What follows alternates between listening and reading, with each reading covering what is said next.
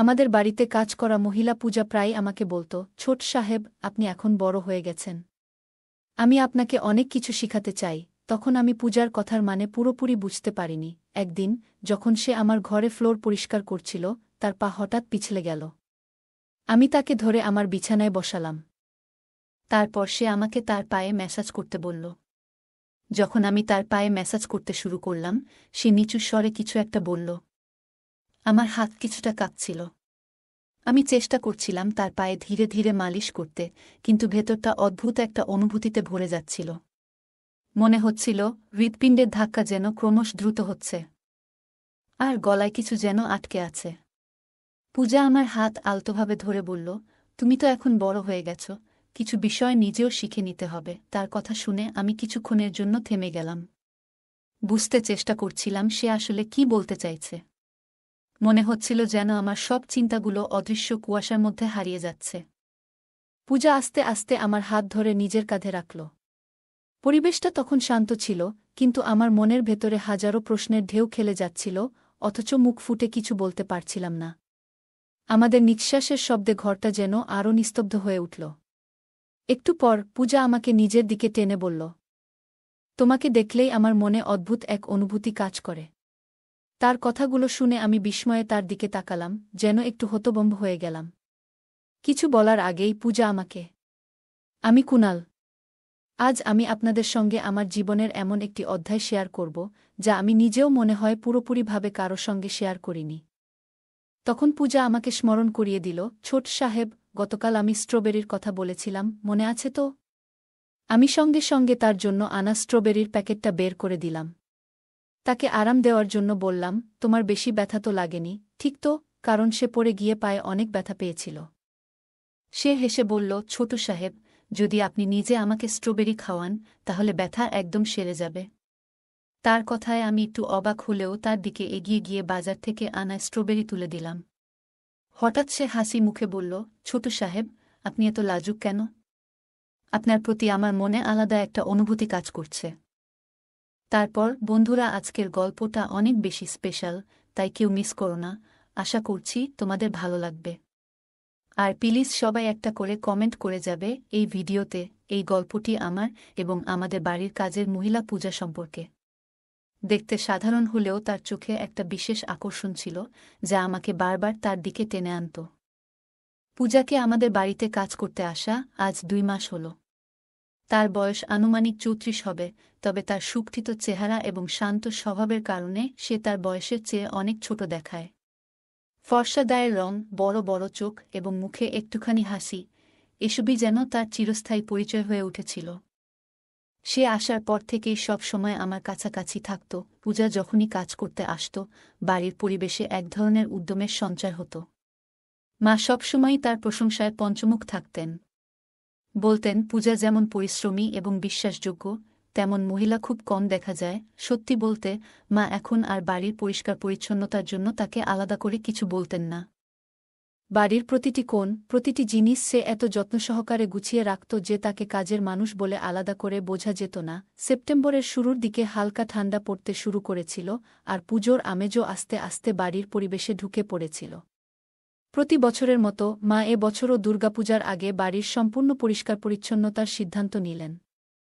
মা এবং বাবা দুজনেই চাকরি করেন, তাই বাড়ির দেখাশোনার বেশিরভাগ দায়িত্ব আমার উপরেই এসে পড়ে।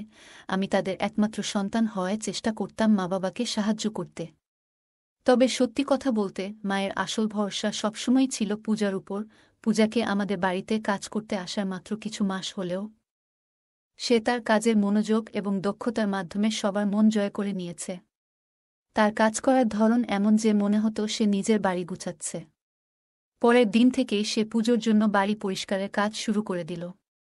আমাদের বাড়ি বড় হওয়ায় একা পূজার পক্ষে সব কাজ সামলানো কঠিন ছিল, এই জন্যই পূজা তার 15 বছর বয়সী মেয়ে তানিয়াকেও নিজের সাথে কাজের জন্য নিয়ে এসেছিল। তানিয়াও তার মায়ের মতোই পরিশ্রমী এবং কাজে পারদর্শী ছিল। মা মেয়ে একসাথে কাজ শুরু করার পর বাড়ির প্রতিটি কোণ যেন ঝকঝক করে উঠল। প্রতিদিন পূজা সকাল সকাল এসে উপস্থিত হতো এবং সবার আগে আমার এবং মায়ের জন্য টিফিন তৈরি করত, যাতে আমরা সময়মতো নাশতা ও লাঞ্চ সেরে নিতে পারি। এরপর সে পুরো মনোযোগ দিয়ে পরিষ্কার পরিচ্ছন্নতার কাজে লেগে যেত। এখন পূজা যে বাড়ির কাজগুলো দারুণ দক্ষতায় সামলে নিচ্ছে, এতে মা সম্পূর্ণ নিশ্চিন্তে অফিসের দিকে রওনা দিতে পারতেন। বাবার শরীরও সামান্য খারাপ ছিল, তাই তিনি কয়েকদিনের জন্য ছুটি নিয়েছিলেন। বাড়িতে তার যত্ন নেওয়ার দায়িত্ব পূজার উপরেই পড়ল। সে নিয়মিত বাবাকে ওষুধ খাইয়ে দিত এবং তার প্রয়োজনগুলোর খেয়াল রাখত। বাবার শরীর খারাপ থাকায় মা একটু চিন্তিত থাকতেন, তবে পূজার উপস্থিতিতে মা অনেকটাই নিশ্চিন্ত বোধ করতেন। পরের কয়েকদিনের মধ্যে পূজা পুরো বাড়ি ঝকঝকে করে তুলল। তার কাজ দেখে মা এতটাই খুশি হলেন যে তাকে একটি বোনাস দিলেন। আমি যখন আমার নিজের ঘরটাকে ঝকঝকে দেখে আনন্দ পেলাম, তখন আমিও তাকে কিছু উপহার দেওয়ার ইচ্ছা করলাম। অর্থের বদলে আমি ভাবছিলাম তাকে এমন কিছু দেব যা তার কাজে লাগবে এবং সে উপকৃত হবে। আমার উপহার দেওয়ার একটি বিশেষ কারণ ছিল, কারণ পূজা আমার প্রতি সবসময় অতিরিক্ত যত্নশীল ছিল। এমনকি আমি বলবো, মায়ের থেকেও সে আমার দেখভালের বিষয়ে বেশি মনোযোগী ছিল। বাড়িতে আমার কোনো জিনিস কোথায় রাখা আছে সে মায়ের থেকেও ভালো জানত। পূজার এই ভালোবাসা এবং যত্ন আমাকে তার জন্য কিছু উপহার দেওয়ার ইচ্ছে জাগিয়েছিল। তাই আমি আমার পকেট মানি থেকে ১,০০০ টাকা আলাদা করে কিছু সুন্দর শাড়ি কিনে ফেললাম। সে সাধারণত পুরনো কাপড় পরে কাজ করত, তাই আমার পছন্দমতো শাড়ি বেছে তাকে দিতে চেয়েছিলাম। সেদিন তাকে এই উপহারটি দিতে আমি খুব উৎসাহিত ছিলাম এবং কলেজ থেকে তাড়াতাড়ি বাড়ি ফিরলাম। বাড়ি এসেই আমি পূজাকে খুঁজতে শুরু করলাম এবং কিচেনে তাকে পেলাম। কিচেনে ঢুকেই আমি পিছন থেকে তার চোখ বন্ধ করে দিলাম। যখন তার চোখের সামনে থেকে হাত সরালাম, সে অবাক হয়ে বলল, তোমার আজ হঠাৎ এমন দুষ্টুমি করার ইচ্ছে হলো কেন? তখন আমি তাকে সেই উপহারটি দিলাম। উপহারটি পেয়ে সে আবেগে আপ্লুত হয়ে পড়ল। সে বলল, তোমরা সবাই আমাকে পরিবারের সদস্যের মতো মনে করো। এই বাড়িতে তুমি আমার সব থেকে প্রিয়, এমন বলে সে আমাকে কাছে টেনে নিল। সেই মুহূর্তে আমার মনে হয়েছিল সে আমাকে নিজের সন্তান ভেবে জড়িয়ে ধরেছে। কিন্তু কিছুদিনের মধ্যেই আমি পূজার আচরণে কিছুটা পরিবর্তন লক্ষ্য করলাম। উপহার দেওয়ার সময় আমি তাকে বলেছিলাম, এখন থেকে এই পুরনো কাপড়গুলো বাদ দিয়ে আমার দেওয়া শাড়ি পরে এসো। তুমি কাজের মানুষ হলেও পরিচ্ছন্ন দেখতে ভালো লাগে। আমি সহজভাবে এই কথাগুলো বলেছিলাম, তবে এই কথাগুলো তার উপর কী প্রভাব ফেলবে তা আমি ভাবিনি। যাই হোক, সেদিন উপহার পেয়ে সে খুব খুশি হয়েছিল এবং তার সেই আনন্দিত মুখ দেখে আমারও ভালো লেগেছিল। কিন্তু এরপরের ২-৩ দিন পূজা কাজে আসেনি। মা বারবার তাকে ফোন করছিলেন, কিন্তু মা তাকে ফোন করলেও সে ফোন তুলছিল না। এতে আমাদের মনে তানিয়া আর পূজা হঠাৎ করে আমাদের বাড়ির কাজ ছেড়ে দিয়েছে। মা বললেন, পূজা এমনভাবে কাজ ছেড়ে যেতে পারে না, কারণ এখনও তার মাসের বেতন বাকি। হয়তো তার শরীর খারাপ হয়ে গেছে। ৩ দিন অপেক্ষা করার পর মা সিদ্ধান্ত নিলেন পূজার বাড়ি যাবেন। মা যখন তার বাড়ির দিকে রওনা দিবে, তানিয়া তখনই পূজা আমাদের বাড়িতে এলো। এসেই সে সেই লাল শাড়ি পরেছিল যা আমি তাকে উপহার দিয়েছিলাম। শাড়িটা তার ওপর খুব ভালো লাগছিল, আর আমি তাকিয়েছিলাম তার দিকে। মা তখন তার কাছে জানতে চাইলেন কেন সে কাজের জন্য আসেনি। পূজা বলল, গত ২ দিন ধরে জ্বর ছিল, আর শরীর এতটাই খারাপ ছিল যে ওঠার ইচ্ছাও করছিল না। আমার অসুস্থতার কথা আপনাদের জানালে আপনারা চিন্তা করবেন, তাই কিছু জানাইনি এবং ফোনও তুলিনি। এ কারণে আপনাদের অসুবিধা হয়েছে, তার জন্য দুঃখিত। মা তাকে বললেন, এখন তুমি কাজে ফিরে এসেছ, তাই ঠিক আছে। তবে ভবিষ্যতে যদি এভাবে ছুটি নাও, অন্তত জানিয়ে যাবে। না হলে তোমার মেয়েকে এসে কাজ করতে বলবে, কারণ আমি কাজের কারণে এত ব্যস্ত থাকি যে বারবার বলে যাওয়ার সময় পাই না। মা যেমন তার কাজের প্রশংসা করতেন, তেমনি তিনি শৃঙ্খলাপরায়ণ ছিলেন। তাই মা পূজাকে তার অনিয়মের জন্য সতর্ক করলেন। পূজা মাথা নত করে মায়ের কথা শুনল এবং কোনো কথা না বলে কাজে লেগে গেল। অর্ধেক ঘণ্টার মধ্যেই পূজা আমার এবং মায়ের জন্য টিফিন বানিয়ে দিল। সেদিন আমি কলেজ যাচ্ছিলাম না, কারণ আমার প্রজেক্ট শেষ হয়নি, আর ক্লাসে গেলে স্যারের বকুনি খেতে হবে। তাই ঠিক করলাম বাড়িতেই থেকে প্রজেক্ট শেষ করব। মা এবং বাবা অফিসের জন্য রওনা দিলেন। আমি নিজের রুমে বসে প্রজেক্টের কাজ শুরু করলাম। পূজা সেদিন আমার ঘরে ঝাড়ু দিতে এলো। আমাকে ঘরে বসে থাকতে দেখে সে বলল, তুমি আজ কলেজে যাচ্ছ না বুঝি, ছোট সাহেব? আমি উত্তর দিলাম, না, আজ কলেজ বন্ধ আছে। আমার উত্তর শুনে পূজা আবার কাজে মন দিল। ঝাড়ু দিতে দিতে যখন সে আমার বিছানার কাছাকাছি এলো, তখন হঠাৎ তার ওড়নাটি সরে গেল। আমার চোখ সেদিকে গিয়েছিল, কিন্তু সে তাড়াতাড়ি সেটি ঠিক করল না। আমি কয়েকবার চোখ সরিয়ে নিলাম এবং শেষমেশ খানিকটা রাগ দেখিয়ে বললাম, পূজা, কাজ একটু সঠিকভাবে করো তো, নিজের খেয়াল রাখো। আমার কথা শুনে সে বলল, ছোট সাহেব, আমি তো ঠিকমতোই কাজ করছিলাম। হঠাৎ ওড়নাটা আটকে গেছে আর সরাতে গিয়ে এভাবে ফেঁসে গেছে। আপনার দেওয়া শাড়িটা যত্ন নিয়ে রাখতে চাই, তাই টান পড়লে খারাপ হতে পারে। তার কথা শুনে বুঝতে পারলাম সে উপহারের শাড়িটা খুব যত্ন সহকারে দেখছে, যা দেখে আমার ভালো লাগল। তখন আমি পড়াশোনা সাময়িকভাবে বন্ধ রেখে তাকে সাহায্য করতে এগিয়ে গেলাম। যত্ন সহকারে তার আটকে থাকা ওড়নাটি ঠিক করে দিলাম। আমি নিচে বসেছিলাম, আর পূজা আমার সামনে দাঁড়িয়ে ওড়না ঠিক করল। এমনভাবে সামনে দাঁড়ানোতে আমার মন কিছুটা অন্যরকম ভাবনার দিকে চলে যাচ্ছিল, তবে নিজেকে নিয়ন্ত্রণ করলাম। মনে হল এমন ভাবনায় মগ্ন হওয়া আমার জন্য সঠিক নয়। তাই চোখ নিচে নামিয়ে নিজের জায়গা থেকে উঠে দাঁড়ালাম এবং পড়াশোনায় মন দিলাম। পূজার চোখে একরকম হাসি ছিল। সে আস্তে করে হাসতে হাসতে ঘর থেকে বেরিয়ে গেল। কিছুক্ষণ আগে যা ঘটেছিল সেটা আমি সেখানেই রেখে আবার পড়াশোনায় মনোযোগ দিলাম। পরদিন কলেজে গিয়ে বন্ধুর সঙ্গে দেখা হলো, যেখানে আমার এক বন্ধু প্রীতম জিজ্ঞাসা করল, আমার কাছে এসে বলল, কুনাল, তুই কাল কলেজে আসিসনি, তাই একটা খুব গুরুত্বপূর্ণ টপিক মিস করেছিস। আমি জানতে চাইলাম, কি এমন বিশেষ ছিল? সে বলল, বায়োলজির কিছু গভীর বিষয় পড়ানো হয়েছে। আমি বললাম, আরে, এই টপিকটা তো পড়ে নেব, এতে কি এমন রয়েছে? তখন সে বলল, একবার বই খুলে দেখো, তবেই বুঝবি আমি কিসের কথা বলছি। আমি তখন দ্বাদশ শ্রেণীতে বিজ্ঞান বিভাগে পড়তাম, যেখানে অনেক গভীর বিষয় পড়ানো হতো। সেই টপিকটা মিস করেছিলাম বলে বই খুলে দেখলাম সেখানে কিছু মানব জীবনের বিশেষ দিক নিয়ে আলোচনা করা হয়েছে। পরে আমার কাছে সেরকম বিশেষ কিছু মনে হলো না। আমি তাকে বললাম, এতে এমন কি বিশেষ বিষয় আছে যে আমি মিস করলাম? সে বলল, তুই তো শুধু পড়ে মুখস্থ করেছিস, কিন্তু স্যার যেভাবে গভীরতা দিয়ে পড়িয়েছেন সেটা তো তুই শুনিসনি।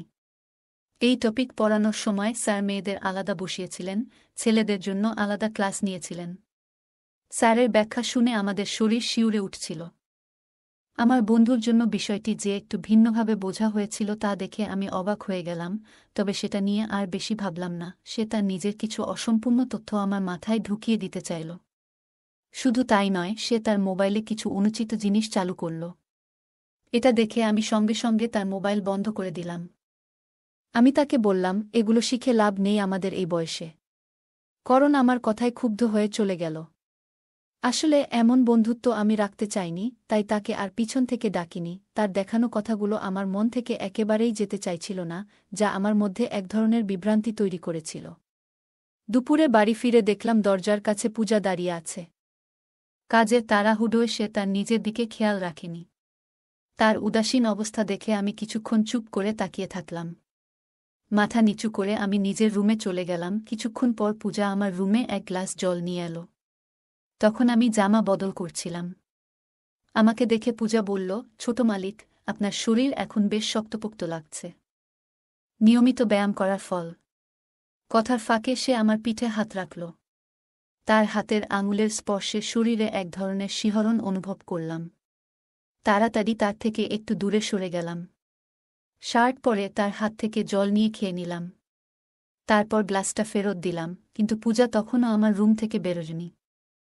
সে আমাকে লক্ষ্য করে বলল, সব ঠিক আছে তো, ছোট মালিক? আপনাকে একটু চিন্তিত মনে হচ্ছে। আমি মৃদু হেসে বললাম, না, সব ঠিক আছে।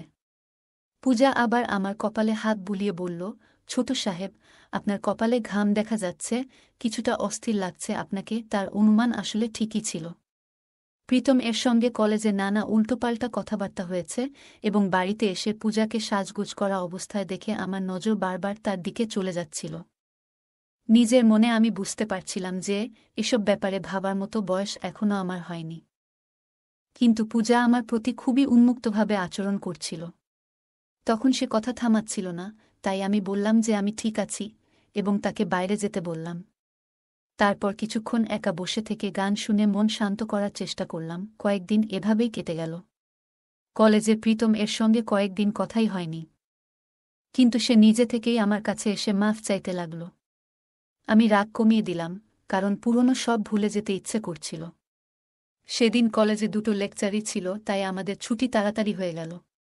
করণ বলল, আজ টিফিন আনতে ভুলে গেছি। তোর বাড়ির খাবার দারুণ লাগে, আমাকে একটু দিস তো। সেদিন আমিও টিফিন আনতে ভুলে গিয়েছিলাম।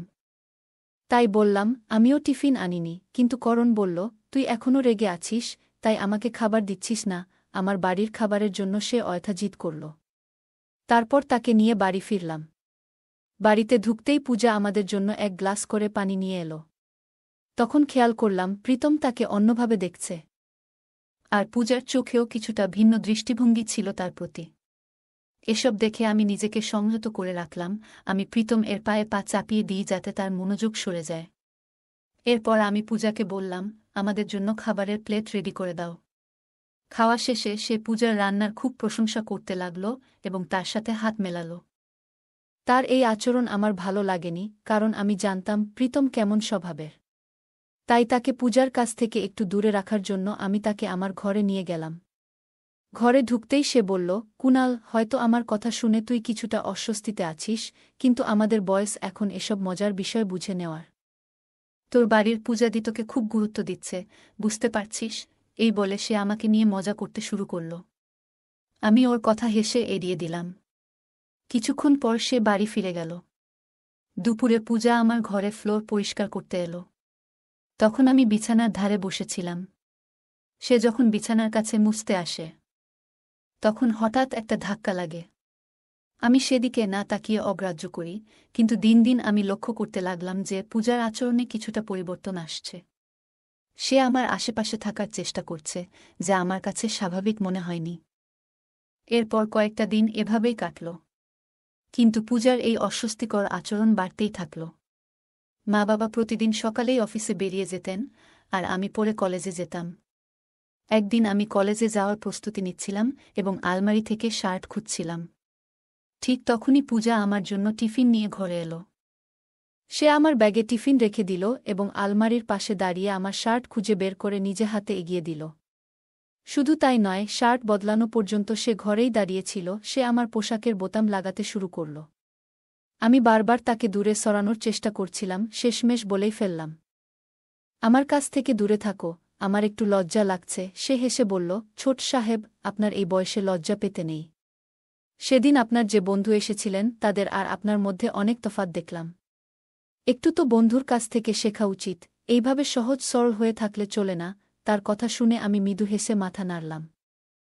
তার ইঙ্গিত বোঝার মতো বুদ্ধি তখন আমার ছিল না। তার পরামর্শ অনুযায়ী আমি কলেজের পথে রওনা দিলাম। বাড়ির তালা লাগাতে গিয়ে দেখি পূজা আমাকে থামালো এবং বলল, ছোট সাহেব, আমার স্ট্রবেরি খেতে খুব ইচ্ছে করছে। আপনি কি আমার জন্য স্ট্রবেরি আনবেন? আমি হাসিমুখে সম্মতি জানালাম এবং কলেজের জন্য বের হয়ে গেলাম। আর বললাম ফেরার সময় নিয়ে আসব। পরদিন রবিবার ছিল, আমাদের ছুটির দিন। সেদিন দুপুর 2টার দিকে পূজারও কাজ থেকে ছুটি থাকত। সাধারণত রবিবারের সন্ধ্যাবেলায় আমরা বাইরে যাওয়ার পরিকল্পনা করতাম, সেদিনও তাই ঠিক করা হয়েছিল। সকাল 11টা নাগাদ পূজা ঘর পরিষ্কার করতে এলো। ঝাড়ু দেওয়ার পর যখন মেঝে মোছার জন্য বালতি নিয়ে আসলো, তখন অসাবধানতাবশত তার হাতে থাকা বালতিটা উল্টে গেল এবং পূজা মেঝে পরিষ্কার করার সময় হঠাৎ পা পিছলে পড়ে গেল।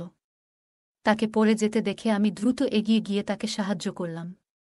তার কোমরে আঘাত লেগেছিল, তাই তাকে আমার বিছানায় বসিয়ে আরাম করতে বললাম। আমি কেবল তার মঙ্গল চাচ্ছিলাম, কিন্তু তার দৃষ্টিতে যেন কিছুটা অস্বস্তি লক্ষ্য করলাম। কিছুক্ষণ পর পূজা আমাকে স্মরণ করিয়ে দিল, ছোট সাহেব, গতকাল আমি স্ট্রবেরির কথা বলেছিলাম, মনে আছে তো? আমি সঙ্গে সঙ্গে তার জন্য আনা স্ট্রবেরির প্যাকেটটা বের করে দিলাম। তাকে আরাম দেওয়ার জন্য বললাম, তোমার বেশি ব্যথা তো লাগেনি, ঠিক তো? সে হেসে বলল, ছোট সাহেব, যদি আপনি নিজে আমাকে স্ট্রবেরি খাওয়ান তাহলে ব্যথা একদম সেরে যাবে। তার কথায় আমি একটু অবাক হলেও তার দিকে এগিয়ে গিয়ে বাজার থেকে আনা স্ট্রবেরি তুলে দিলাম। হঠাৎ সে আমার হাত ধরে আরও কাছে টেনে নিয়ে হাসি মুখে বলল, ছোট সাহেব, আপনি এত লাজুক কেন? আপনার প্রতি আমার মনে আলাদা একটা অনুভূতি কাজ করছে। আমি একটু দ্বিধায় পড়লেও তার অনুরোধ রাখতে এগিয়ে গেলাম। ঠিক তখনই পেছন থেকে বাবার কণ্ঠ শোনা গেল। বাবা রেগে গিয়ে বললেন, পূজা, তুমি কি করছ? এভাবে ছোট সাহেবের সঙ্গে আচরণ করা ঠিক নয়। বাবা আরও কিছু বলার আগে মা এসে পড়লেন। মা পুরো বিষয়টা বুঝতে না পেরে প্রথমে কিছুটা বিভ্রান্ত হলেন। বাবার কথায় পূজা নিজেকে সামলে নিয়ে পরিস্থিতি শান্ত করল এবং বললেন, আমি পড়ে গিয়ে আমি ব্যথা পেয়েছি, তাই ছোট সাহেব আমাকে একটু সাহায্য করছিলেন। বাবা রেগে গিয়ে বললেন, পূজা, মিথ্যা বলো না। আমি নিজেই দেখেছি তুমি আমার ছেলের হাত ধরে তাকে কাছে টানার চেষ্টা করছিলে। কয়েকদিন ধরে তোমার আচরণে কেমন যেন একটা পরিবর্তন লক্ষ্য করছিলাম, কিন্তু তুমি এমন কাজ করবে তা ভাবিনি। বাবার কথা শুনে পূজা পাল্টা জবাব দিল, মালিক, আমিও ভাবিনি যে আপনি এতটা দূর যাবেন। পূজা আরও বলল, আপনি তো আমার ছোট মেয়ের প্রতি খেয়াল রেখেছিলেন, তার পাশে বসে তাকে খাবারের লোভ দেখিয়ে তার কাছে থাকার চেষ্টা করেছিলেন। কিছুদিন ধরে আমার মেয়ে অস্বস্তিতে থাকছে। ডাক্তার দেখানোর পর জানা গেল তার শরীরে কিছু অস্বাভাবিকতা তৈরি হয়েছে।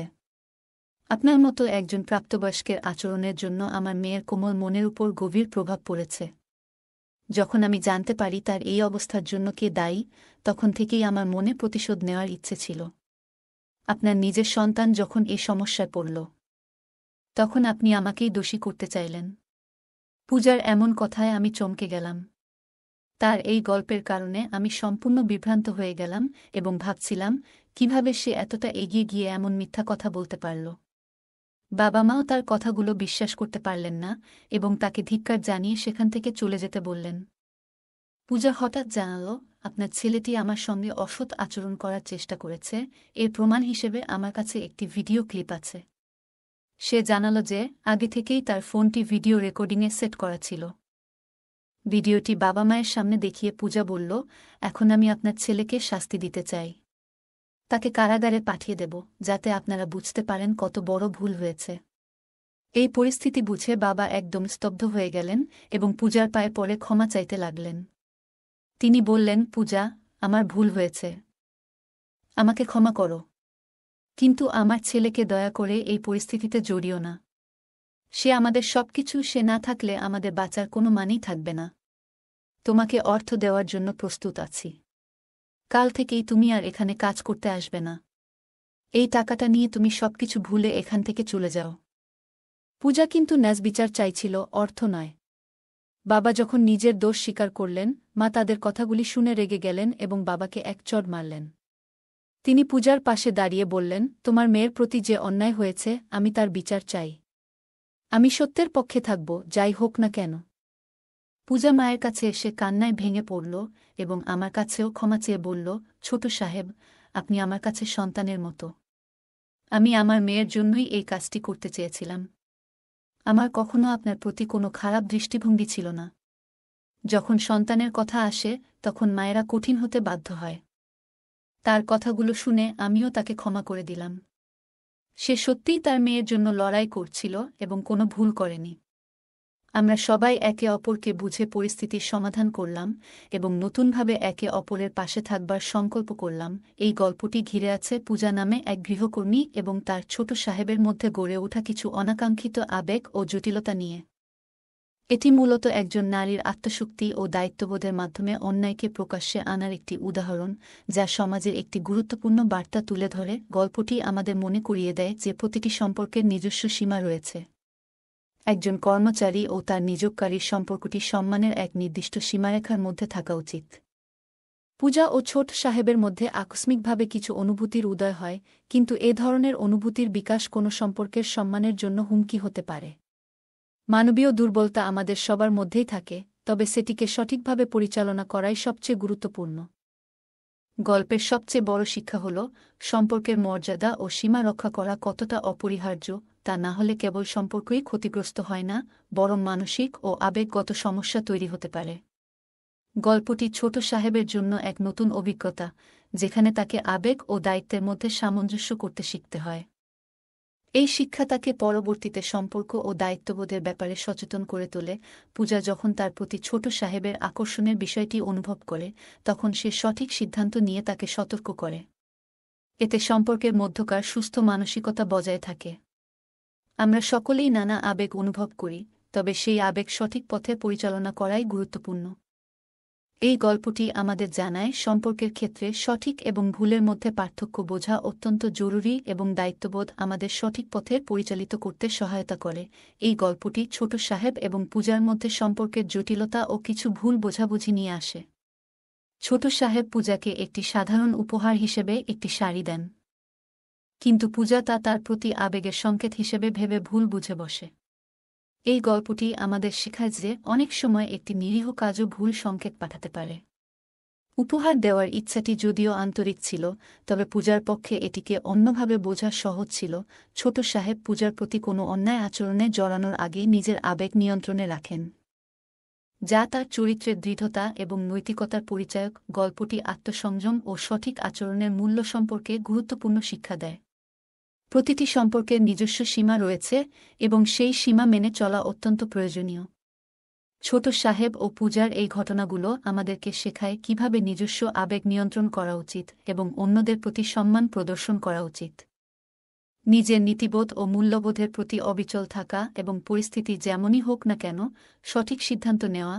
জীবনের বিভিন্ন সময়ে আমাদের কঠিন সিদ্ধান্ত নিতে হয় এবং সঠিক ও ভুলের মধ্যে পার্থক্য বোঝা গুরুত্বপূর্ণ। বন্ধুরা, যদি এই গল্পটি ভালো লেগে থাকে তাহলে দয়া করে ভিডিওটি লাইক করুন এবং আমাদের বাংলা অডিও স্টোরি চ্যানেলটি সাবস্ক্রাইব করুন। পাশে থাকা বেল আইকনটি প্রেস করুন যাতে করে আমরা যখনই নতুন ভিডিও আপলোড করি তার নোটিফিকেশন সবার আগে আপনার কাছে পৌঁছে যায়। ধন্যবাদ, দেখা হবে আমাদের পরবর্তী ভিডিওতে।